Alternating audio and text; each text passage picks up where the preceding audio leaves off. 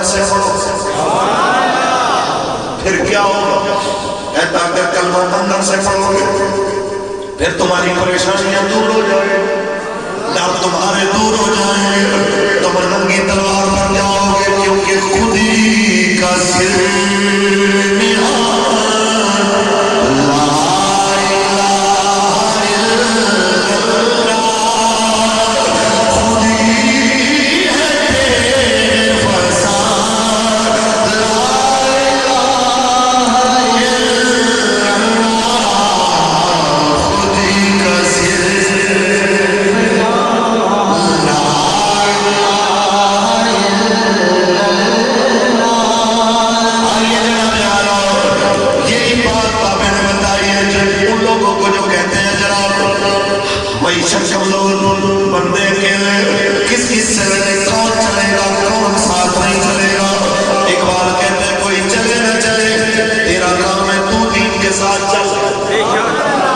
چلے گا پھر کیا ہوگا؟ تیری ڈیوٹی پوری ہو جائے گی۔ ہمارے استادوں سے بھی اکثر یہی کیا کرتے تھے، بابا جی فلانا کام نہیں کرتا، فلانا نہیں کرتا، آپ فرماتے تھے اس کو چھوڑ تو اپنا کام کر، رب نے تجھ سے تیرا پوچھنا ہے، کسی اور کا نہیں پوچھنا۔ تیرا کیا کام ہے؟ اگر جنت جماعت کی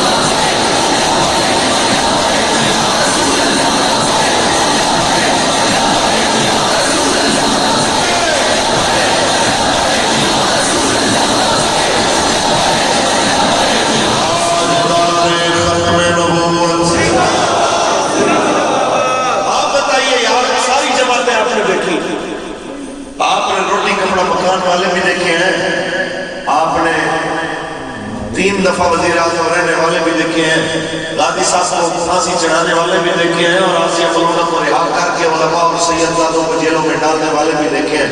آپ بتائیے آپ کا دل نہیں مانتا کہ اب دین مصطفیٰ کی باری آنی چاہیے؟ آیا آیا دین آیا، آیا آیا دین آیا انشاءاللہ۔ بہت دور نہیں ہے جب پاکستان کے تھانے سے لے کے پاکستان کی پارلیمنٹ تک فیصلہ وہی ہوگا جو رسول اللہ کے دین کے مطابق۔ یہ کیا بات ہے؟ صداوت دیکھ جیسا تھوڑی ہے، یہاں خواجہ غلام شریف بولے ہیں اجازت ہو۔ بابا فرماتا ہے زیادہ وقت ایک جیسا نہیں رہتا. کیا کریں بابا جی؟ بابا کہتے ہیں خوش ہو جا، تیرا وقت بھی آنے والا. خوش تھی فریدا شاد رکھنے کو نہ کر یاد. خوش تھی فریدا شاد رکھنے کو نہ کر یاد. جھوکا تھی صرف آباد دریا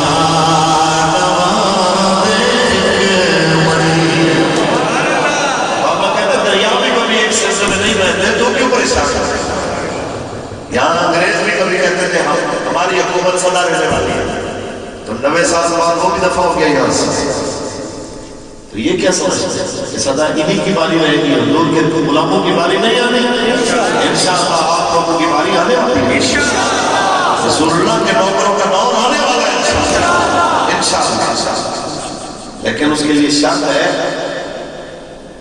کہ آپ حق کے ساتھ کھڑے ہو، آپ رسول اللہ کے دین کے ساتھ مضبوطی کے ساتھ کھڑے ہو. یہ نہ ہو بندہ کہہ جی مجھے چاچا ادھر کھڑا ہے، ماما ادھر کھڑا ہے، دادا ادھر کھڑا ہے، چلو جدھر مرضی کھڑے ہیں. آپ بتائیے قبر میں دادے چاچے نے کام آنا ہے کہ قبر میں اللہ رسول نے کام آنا ہے؟ جنہوں نے قبر میں کام آنا ہے تو آپ بھی ان کے ساتھ کھڑے ہو انشاءاللہ. یہ نعرہ پھر بڑھنا لگانا بند کر دیں. یہ جو کہتے ہیں غلامی رسول سے موت نہیں قبول ہے، موت تو بہت بات کی بات ہے. جس کو ایک پرچی دینا گوارا نہ ہو، پرچی تو صرف رائے دے گی، اگر حق کی رائے دے گی. کہ دو طرف لائنیں لگی ہوئی ہیں، ایک طرف وہ کھڑے ہیں جو کہتے ہیں حضور کے دین والا نظام چاہیے، ایک طرف وہ لوگ کھڑے ہیں جو کہتے ہیں ہمیں معیشت والا پاکستان، کوئی کہتا ہے تبدیلی والا پاکستان، کوئی کہتا ہے روٹی کپڑے اور مکان والا پاکستان. تو آپ بتائیے ان سب کو پہلے آپ دیکھ بھی چکے ہیں. آپ کہتے ہیں مجھے اور کوئی نہیں چاہیے، مجھے وہ پاکستان چاہیے جہاں نظام رسول اللہ ہو. آپ کا کیا خیال ہے؟ ایک پرچی دینا یہ کوئی مشکل کام نہیں. پھر جنہیں پرچی دینا مشکل لگے تو وہ کہتے ہیں کہ تیرے ہوتے جنم لیا ہوتا. اگر رسول اللہ کے زمانے میں ہوتے تو آپ بتائیے سیدھی چلتے ہوئے تیر اور جناب چلتی ہوئی تلواریں کیا وہاں پہ کھڑے ہو سکتے تھے؟ جو پرچی نہ دے سکے حضور کے دین کو وہ جان کیا دیتے؟ اس لیے آپ کا حق بنتا ہے کہ جب وقت آئے چاہے فیض آباد آپ کو بلایا جائے گا اس رسالت کے تحفظ کے لیے، یا پھر آپ کو پرچی دینے کے لیے بلایا جائے، آپ کا کام ہے ہر جگہ پہ لبیک کہتے ہوئے آنا کہ حضور میری پرچی بھی آپ کے لیے، میری گردن بھی آپ کے لیے. جب ہمارے استادوں کو کوئی آپ کی موجودگی میں نعرہ لگاتا تھا کہ رضوی صاحب قدم بڑھاؤ ہم تمہارے ساتھ ہیں، تو آپ کہتے تھے یار یہ کیا بات ہے، تم قدم بڑھانے کی بات کرتے ہو، ہم نے تو گردنیں حضور کے لیے آگے بڑھائی، ہم نے تو گردن آگے کی ہوئی ہے کہ ہم نے رسول اللہ کے لیے گردن رکھی ہے. کوئی ادھر سے کاٹے پھر بھی آپ ادھر سے کاٹے پھر بھی. اور ایمانداری کی بات ہے، میں اپنے استاد کا جیل کا شاہد مناظر کرتا ہوں. جیل میں بندہ جتنا مرضی دلیر ہو اس کی اصل دلیری کھول کے سامنے آتا ہے. یہ کتنا دلیر ہے، کتنے پانی میں. آپ ذرا سوچیں کہ سردیوں کی جیل میں بھی جس مرد کلندر کی یہی بات ہو جب میں بزدلی دکھا کے کبھی کہتا ہوں استاد جی تو کی لگ رہا ہے کدوں مکے گی صورت ہے. مجھے کہتے ہیں کہ جی گلا نہ کرے کر جب لوگوں کے بالا کو جا کے سنا دے ہو نا تقریرا کہ بھی سجن بابا بھی سجن بابا اتنے بھی وہی گل کر دیں پیشی پہ جانی ہے. جو لوگوں کے بچوں کو سنا کے آئے ہو نا کہ حضور کے نام پہ گردن حاضر ہے، پھر مجھے کہتے ہیں یہ دعا نہیں کرتے کہ یار ہماری ادھر سے لاش اٹھے. لوگ کہیں کہ آج بھی ابو حنیفہ کے غلام موجود ہیں، یا اکیلا امام ابو حنیفہ کا جنازہ جیل سے نہیں نکلا، ان کے غلاموں کے جنازے بھی جیلوں سے نہیں نکلا. کیا تم یہ نہیں کہتے کہ یا اس طرح ہماری جان نکلے کہ ہم وہ لوگ ہیں جو جلسوں میں بھی کہتے تھے اور جیلوں میں بھی کہتے تھے لطف سجن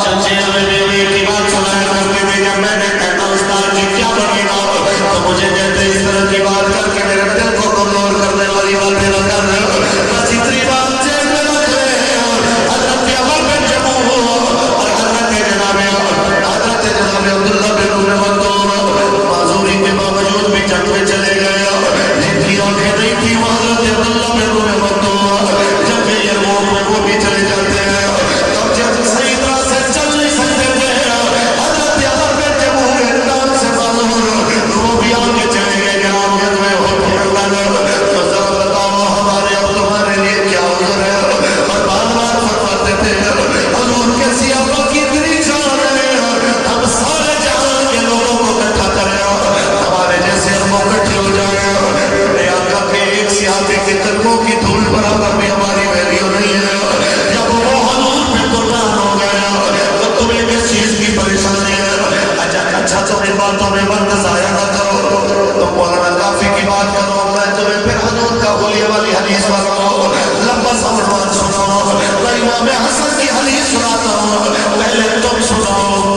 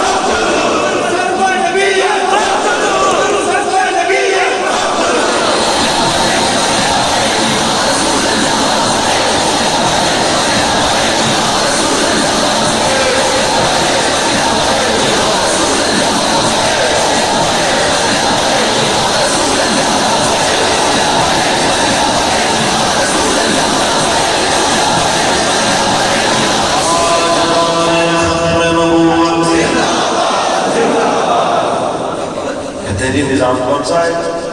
ہم کہتے ہیں نظام وہی آئے گا جو حضور والا ہے، حضور کے خلفائے راشدین. آپ کو نئے نظام لانے کی ضرورت ہی کیا ہے؟ آپ کو مسئلہ کیا ہے؟ لیکن اصل میں جن لوگوں کو حرام کھانے کی عادت ہے ان کو نظام اسلامی میں بڑا مسئلہ ہے. اگر یہ آ گیا تو پھر جناب ہوگا کیا؟ یہ جناب کیسے مرتب ہوگا، کیسے ہوگا، فلاں ہوگا. میں نے کہا تم لوگوں کے لیے مسئلہ ہو سکتا ہے، حضور کے غلاموں کے لیے کوئی مسئلہ نہیں ہے. ہمارے لیے تو دستاویز وضع عالمگیری کی صورت میں جو کئی صدیوں پہ جس کے مطابق حکومتیں چلتی نہیں ہیں وہ نظام آج بھی موجود ہے. ہمارا عدالتی نظام بھی موجود ہے، ہمارا جناب باقی سارے نظام موجود ہیں اور رسول اللہ کی شریعت کی روشنی کے اندر موجود ہے. اچھا بھائی ایک جھلک میں آپ کو پیش کرنا چاہتا ہوں، موجودہ بھی آپ دیکھ لیں اور آپ کو لے کے چلتے ہیں. میں 14 صدیوں پہلے آپ کا رسول اللہ ان کو مسئلہ کیا ہے؟ ہم سے پریشان کیوں ہے؟ پریشان اس لیے ہے کہ اس ملک میں ابھی قانون امیر کے لیے اور ہے اور غریب کے لیے. غریب بندہ 500 کی بجلی چوری کرے وہ جیل میں ہوتا ہے، اور امیر لوگ اربوں روپے چوری کرے تو کوئی علاج کے بہانے باہر چلا جاتا ہے، کوئی کسی بہانے باہر چلا جاتا ہے، اس کو کوئی ہاتھ ہی نہیں لگاتا. ایسے ہے کہ ہمارے حضرت صاحب فرماتے ہیں اے نارو نہیں دوں گا، معاف نہیں کروں گا. بندہ پوچھے کہ بھئی حضرت آپ نے معاف کس کو کرنا؟ آپ کا سب سے بڑا دشمن باہر بیٹھا ہوا ہے، اپنے موج سے بیٹھا ہوا ہے. ایک زرداری صاحب بڑے آرام سے ہسپتال میں گھر کے بدلے لے رہے ہیں، دوسرے جناب ہسپتال اپنے باہر آپ کے خلاف ایک لیڈر کی بیٹی جناب کھل کے تقریریں فرما رہی ہے. آپ کس کو کہہ رہے ہیں چور پر معافی نہیں دیں گے؟ یہ تو عوام کو بیوقوف بنانے والی بات ہے. سمجھ آئی کہ نہیں؟ میں بتاتا ہوں آپ کو، جب حضور کے دین کا نظام ہوتا ہے تو ماحول کیسا ہوتا ہے. ایسے چھٹیوں میں فیصلے ہوتے ہیں، نہ حاکم دیکھا جاتا ہے، نہ محکوم دیکھا جاتا ہے، نہ اپوزیشن دیکھی جاتی ہے، نہ حکومت دیکھی جاتی ہے. میرے قریب آقا کی مسجد ہے، مسجد نبی شریف، کہ نبی رحمت کے چچا حضرت عباس رضی اللہ تعالیٰ ان کے گھر کا پرنالہ ہے جو مسجد نبی شریف کے صحن میں جس کا پانی گرتا ہے. تو کسی نے چھت کے اوپر کوئی مرغی یا کوئی جانور ذبح کیا جس کی ان کے چیچے صحن میں گرے تو پانیوں پہ بھی گرے. اب یہ شکایت پہنچے حضرت سیدنا فاروق اعظم کی بارگاہ میں. اونچی بولے سیدنا فاروق اعظم پاک کی بارگاہ میں جب یہ مقدمہ آتا ہے آپ کہتے ہیں جناب کیا مسئلہ ہے جی چیچے پڑ گئے اور دیکھیے پردالے سے آپ نے فرمایا چلو پردالے کی لوکیشن چینج کر دو اس کو اس جگہ سے اتار کے دوسری طرف لگا دو پردالہ کر گیا دوسری جگہ لگ گیا جب شام کو نبی رحمت کے چچا جناب عباس آتے ہیں حضور کے چچا نے دیکھا جناب پردالہ اکھڑا ہوا ہے دیکھ کے کہتے ہیں کس نے اکھڑا کہتے ہیں جی امیر المومنین نے حکم دیا تھا اس لیے جناب ہم نے جگہ چینج کر دی اسی وقت جاتے ہیں جناب وہی پھر کام قاضی ہے مدینے کے ان کے پاس جا کے مقدمہ دائر کرتے ہیں جی میرا مقدمہ درج کیجیے بلائیے جناب عمر کو کہ میرے گھر میں انہوں نے کس سے پوچھ کے مداخلت کی ہے ذرا تصور تو کیجیے یہ میرے نبی کے دین کا نظام ہے یہ میرے آقا کے صحابہ کا نظام ہے جہاں پہ کورٹ کچہریاں 5 گھنٹے نہیں 24 گھنٹے کھلی رہتی اونچی بولیے جہاں وکیل کو فیس دینے کی ضرورت نہیں ہے جہاں کورٹ فیس دینے کی ضرورت نہیں ہے جہاں پہ جناب آپ کو انصاف لینے کے لیے مہنگے اور سستے کی اصطلاحات استعمال کرنے کی ضرورت نہیں ہے تو آتے ہیں جناب پیش کرتے ہیں مقدمہ فوری طور پہ امیر المومنین کو طلب کیا جاتا ہے حضرت عمر ایک بار بھی نہیں کہتے کہ 36 لاکھ روپیہ کا میں حاکم ہوں تم لوگ مجھے پردالے کے لیے بلا رہے ہو کچھ خدا کا خوف کرو میرا رتبہ دیکھو اور جناب کیس کی نوعیت دیکھو تو اللہ تصور کیجیے جب آپ آتے ہیں تو کہا جاتا ہے جواب دیجیے یہ پردہ کیوں اتارا آپ نے وہ نمازی بلائے جن کے کپڑوں پہ چھیٹے پڑے تھے جن کو تکلیف پہنچی میں نے اس لیے اتارا تو حضرت جناب عباس کہتے ہیں تمہیں پوچھنا تو چاہیے تھا مجھ سے کہ یہ پردہ کس نے لگایا ہے ہو سکتا ہے یہ تم سے اونچی شان والے نے لگایا حضرت عمر نے اتنا سنا حیرت سے دیکھنے لگے کہ آپ نے کس نے لگایا کہا 2 گواہ بلائیے حضرت ابو ہریرہ کو بلایا جناب انس بن مالک کو بلایا کہتے ہیں ان سے پوچھئے پردہ کس نے لگایا وہ دونوں نے گواہی دی حضور نے پردہ بنوایا تھا ایک ترخان بنا کے لایا تھا اس کو جب یہ بن کے آ گیا پردہ رسول اللہ نے یہاں گانا بنوایا جب گانا تیار ہو گیا تو کیچڑ تیار کر کے میری کریمہ کا یہاں بیٹھ گئے حضور نیچے بیٹھ کے اپنے چچا کو فرمایا چچا میرے کندھوں پہ کھڑے ہو جاؤ میرے کندھوں پہ قدم رکھ کے اپنے ہاتھوں سے فرمان لگا دو کہتے ہیں ہم نے دیکھا کہ حضور کے چچا پردہ لگا رہے تھے اور کیچڑ حضور کی واللہ کی زلفوں پہ گر رہا تھا جب حضرت عمر نے سنا حضرت عمر کی آنکھوں سے آنسو جاری ہو گئے